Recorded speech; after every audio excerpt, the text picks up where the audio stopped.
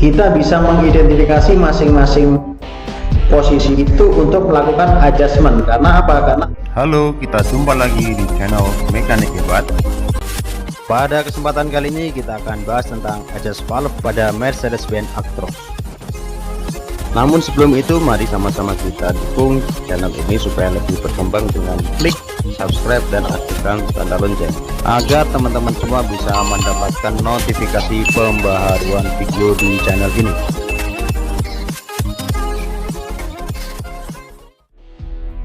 Ada pertanyaan dari salah seorang teman yang kemarin tanya, bos, saya melakukan adjustment di engine Actros 500, engine seri 500 V6 atau 6 silinder ya, yang biasanya dipakai di Digitrack ya. Jadi saya set untuk TDC silinder 1, yang biasanya ketika kita set silinder TDC 1 itu ketemu nomor 6 nya overlap, tapi saya set TDC 1 itu kok tidak overlap di 6 nya. Kok bisa gitu, kenapa bos? Saya bingung. Nah ya, oke, terima kasih atas pertanyaannya. Jadi terlebih dahulu teman-teman semua harus mengetahui yang namanya firing order atau urutan pembakaran di engine tersebut. Pada umumnya engine, contohnya untuk engine produk produk Jepang ya, itu menggunakan konsep atau urutannya 1 5 3 6 2 4 seperti itu. Nah, kemudian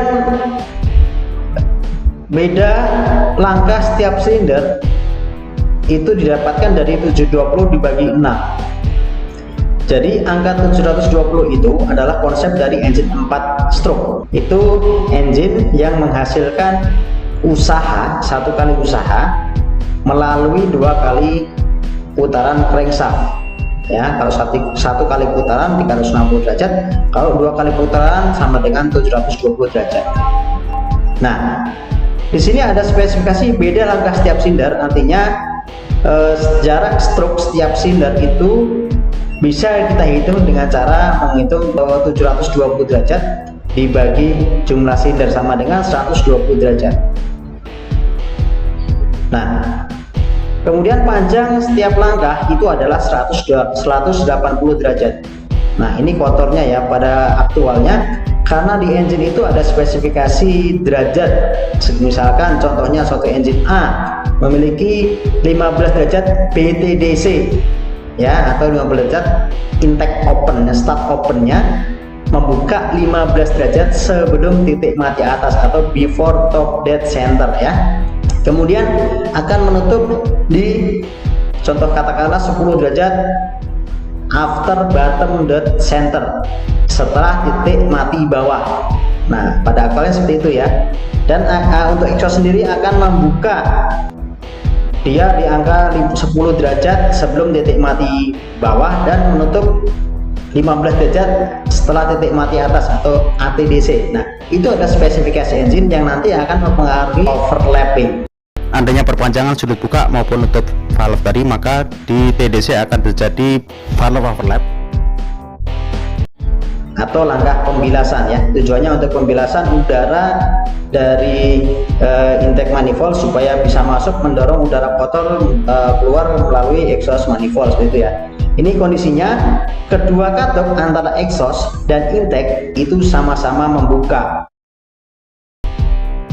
Exhaust dan intake-nya dianggap 180 derajat, sehingga powernya pun juga sama, kita anggap 180 derajat ya. Oke. Nah, hal yang pertama yang kita bisa lakukan untuk mempermudah dalam hal melakukan adjustment valve itu kita membuat yang namanya table sequence ya. Jadi table sequence itu adalah tabel yang berfungsi untuk melihat posisi keseluruhan silinder pada satu titik derajat tertentu ya. Maksudnya gini, ketika contohnya silinder atau flywheelnya kita posisikan di posisi 0 derajat, maka silinder nomor 1 itu berada di posisi top dead center. Cirinya apa? Yaitu di sini akhir langkah kompresi dan awal langkah power atau awal langkah usaha. Berarti di sini adalah TDC atau titik mati atas. Kemudian silinder nomor 2 sedang melakukan langkah exhaust, silinder nomor 3 sedang melakukan langkah intake, Sinder nomor 4 sedang melakukan langkah power, nomor 5 kompresi, dan nomor 6-nya overlapping. Jadi sinder nomor 1 artinya free, rilis semuanya, antara intake dan exhaust itu sama-sama rilis bebas. Kemudian sinder nomor 6-nya menekan semuanya atau overlapping, seperti itu ya. Oke. Kemudian ketika kita putar dari posisi 0 derajat flywheel menuju ke 360 derajat atau 1 kali putaran penuh, maka posisi sinder nomor 1 akan overlapping di sini ya, antara exhaust dan intake lagi atau overlapping. Kemudian sinder nomor 6-nya adalah TDC ya. Berarti ini kebalikannya dengan 0 derajat tadi ya. Nah, kalau tadi dia topnya berada di sinder 1, sekarang topnya di sinder nomor 6. Ini untuk firing order 153624 seperti pada umumnya engine Jepang gitu ya. Nah, akan tetapi di Mercedes-Benz itu berbeda ya.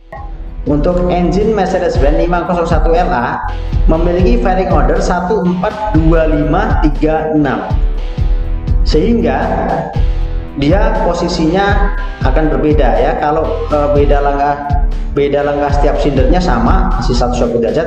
Kemudian panjang setiap langkahnya juga dianggap sama, 180 derajat. Akan tetapi akan berbeda posisinya ya. Jadi untuk sinder nomor 1 itu sedang, ketika sinder nomor 1 kita set posisi TDC, maka sinder nomor 6-nya sedang langkah power ya. Power ini bukan overlapping tapi power. Nah, di manakah letak overlappingnya? Yaitu pada sinder nomor 5 ya. Jadi untuk fairing order 142536 pasangannya adalah 1 dan 5. Tuh, kita akan lihat ketika si flywheel kita putar sebesar 360 derajat atau 1 kali putaran, maka akan didapatkan sinder nomor 1 posisinya gantian overlapping. Kemudian sinder nomor 5 posisinya gantian TDC. Seperti itu ya. Jadi tadi pertanyaan teman, inilah jawabannya ya. Tidak selalu semua engine itu berada di posisi 1 dan 6 untuk adjustment valve-nya. Lawanannya nggak selalu seperti itu ya. Tetapi untuk Mercedes-Benz karena FO-nya 142536, pasangannya adalah antara 1 dan 5. Seperti itu ya. Nah, untuk mekanisme atau metode penyetelan metode 1 yang dikatakan Mercedes-Benz, itu kita bisa melakukan adjustment sesuai dengan firing order. Nah, artinya 120 derajat tadi adalah jarak stroke antara sinder 1 dan sinder berikutnya. Jadi contohnya ini power ya. Ini power untuk sinder nomor 1 sepanjang 180 derajat ya. Ketika sinder nomor 1 sedang melakukan langkah power 20 derajat, kemudian akan disusul power pada silinder nomor 4 ya, di sini ya, di sini. Jadi nomor 1 belum selesai, sudah disusul nomor 4. 120 derajat kemudian akan disusul power silinder nomor 2, kemudian disusul lagi silinder nomor 5, kemudian silinder nomor 3, kemudian nomor 6, begitu seterusnya ya. Artinya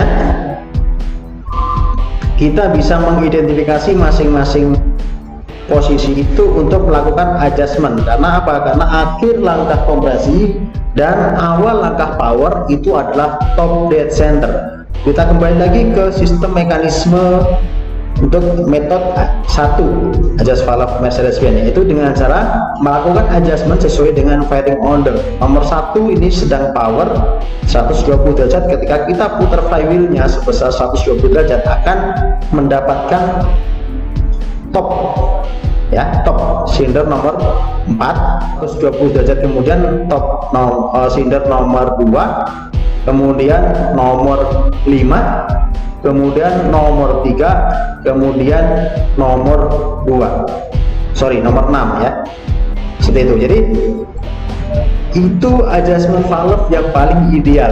Kita melakukan adjustment di posisi TDC atau titik mati atas atau top dead center gitu ya. Itu yang paling ideal. Dengan spesifikasi yang seperti saya jelaskan di depan, intake dan exhaust berbeda ya. Intake memiliki clearance 0,4 mm, kemudian exhaust 0,6 mm. Oke, kita lanjutkan.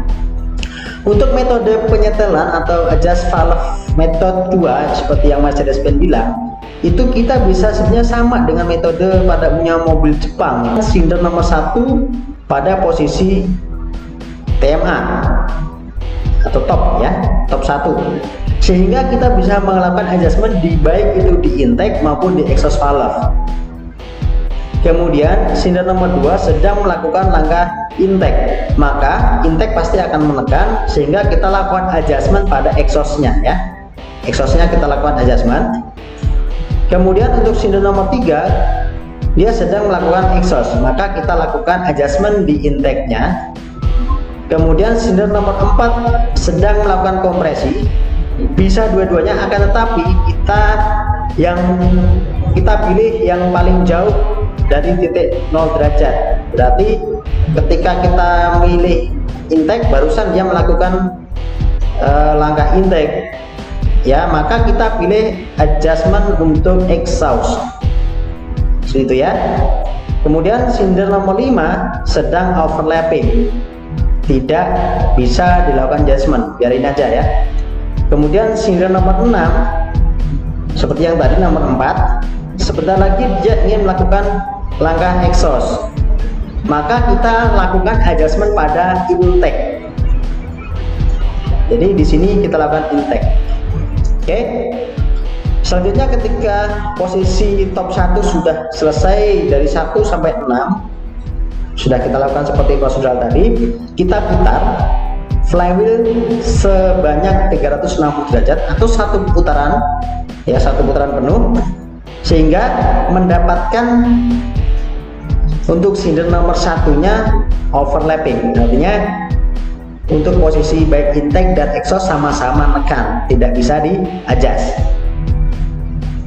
Kita biarkan aja ya. Oke. Selanjutnya untuk silinder nomor 2, karena dia sedang langkah power dan sebentar lagi exhaust, maka kita lakukan adjustment pada intake. Oke. Kemudian untuk silinder nomor 3 dia sedang kompresi dan barusan dia melakukan intake, maka kita melakukan adjustment pada exhaust. Kemudian untuk silinder nomor 4 dia sedang melakukan exhaust, pasti kita adjust pada intake-nya.